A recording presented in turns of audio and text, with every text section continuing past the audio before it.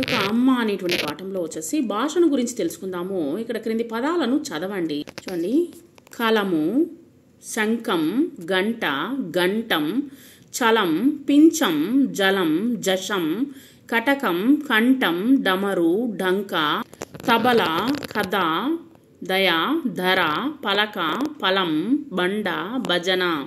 పై పదాల్లో గీత గీసినటువంటి అక్షరాలను పలకడంలో తేడా చెప్పండి. ఇక్కడ వచ్చేసి క, గ, చ, జ, ట, డ, త, ప, బ అనేటువంటి అక్షరాలను తేలికగా పలుకుతున్నాము. సరే, తేలికగా పలిగేటువంటి అక్షరాలను ఏమంటారంటే అల్ప ప్రాణాక్షరాలు అని అంటారు. సరే, కొంచెము ఒత్తి పలికేటువంటి, కొంచెము స్ట్రెస్ ఇచ్చి అంటే బాగా ఒత్తి పలికేటువంటి పదాలను వచ్చేసి ఏమంటారంటే మహాప్రాణాక్షరాలు అని అంటారు. క, ఘ, చ, జ, ట, ఢ, ధ, ధ, ప, బ. సో ఇలాగా ఒత్తి పలిగేటువంటి అక్షరాలని మహాప్రాణాక్షరాలు అంటారు. ఇక్కడ 1-2 పాఠాల్లో మహాప్రాణాక్షరాలు ఉన్నటువంటి పదాలను గుర్తించి రాయండి. 2 పాఠాల్లో కలిపి సౌభాగ్యము, భీముడు, ద్రోణాచార్యుడు అనేటువంటి పదాలు రాశాము. ఈ యొక్క పాఠంలో సూక్తి ఏంటంటే ఏ రుణమైనా తీర్చుకోవచ్చు కానీ అమ్మ రుణాన్ని తీర్చుకోలేము.